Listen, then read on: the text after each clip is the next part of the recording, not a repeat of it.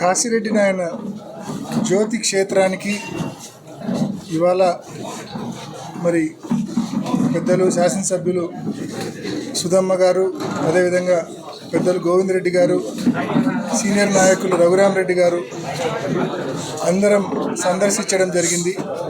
స్థానిక ఈ చుట్టుపక్కల మండలాలకు సంబంధించిన నాయకులు, ప్రజలు అందరం కూడా సందర్శించడం జరిగింది. ఇటీవల కాలంలో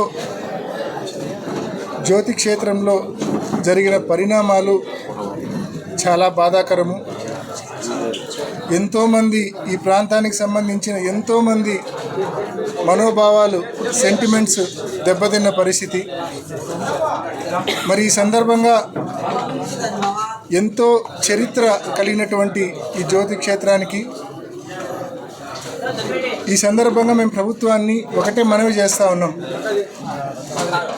దాదాపు ఇక్కడున్న లక్ష్మీ నరసింహస్వామి టెంపుల్కి సంబంధించిన చరిత్ర ఒకసారి చూస్తే 200 సంవత్సరాల పైచిలుకు చరిత్ర ఇక్కడున్న నరసింహస్వామి గుడికి ఉంది.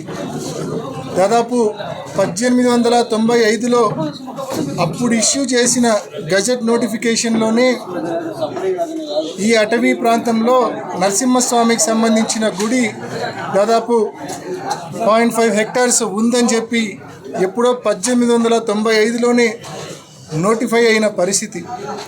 మరి ఇవాళ కాశిరెడ్డి గారు సమర్థ సద్గురు కాశిరెడ్డి గారు లక్ష్మీ నరసింహస్వామి భక్తునిగా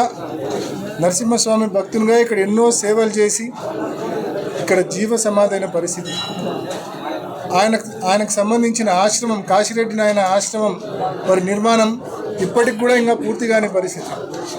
మరి ఎంతో విశిష్టత, ఎంతో చరిత్ర, నిత్యం అన్నదానం జరిగే ప్రాంతం ఇది.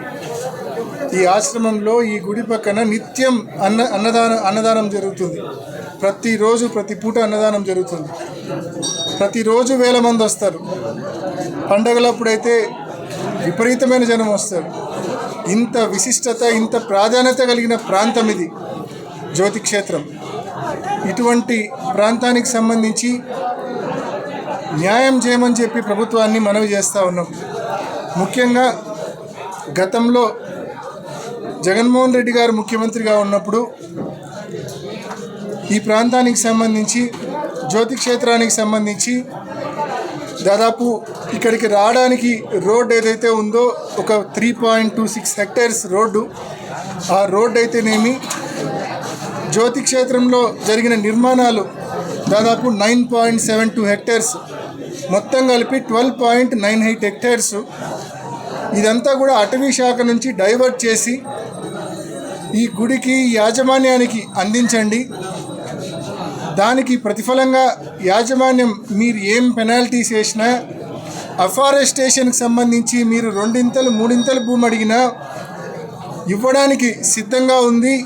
దానికి పూర్తి పూచి ప్రభుత్వం తీసుకుంటుంది అని చెప్పి జగన్మోహన్ రెడ్డి గారు ఆగస్టు 2023లో కేంద్ర అటవీ శాఖ మంత్రి గారికి రాసిన లేఖ ఇది.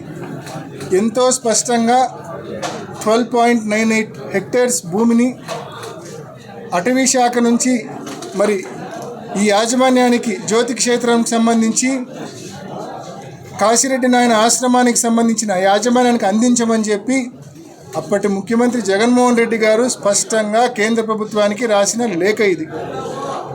ఈ లేఖ రాసిన తర్వాత మళ్ళా పెద్దలు గోవిందరెడ్డి గారు, అనేక మంది కాశిరెడ్డి నాయన ఆశ్రమానికి సంబంధించిన పెద్దలు ఢిల్లీకి కూడా రావడం జరిగింది.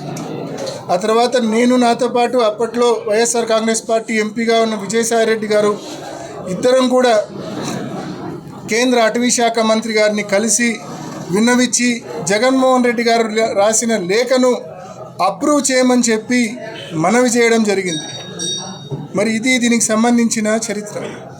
మరి ఈరోజు అప్పట్లో ఒకవైపు ప్రయత్నం చేస్తూనే మరోవైపు అటవీ శాఖకు సంబంధించిన ఏ అధికారి కూడా ఇక్కడికి వచ్చి డెమాలిషన్ చేసే సాహసం చేయకుండా దీన్ని ప్రొటెక్ట్ చేసుకుంటూ వచ్చాం. మరి ఇవాళ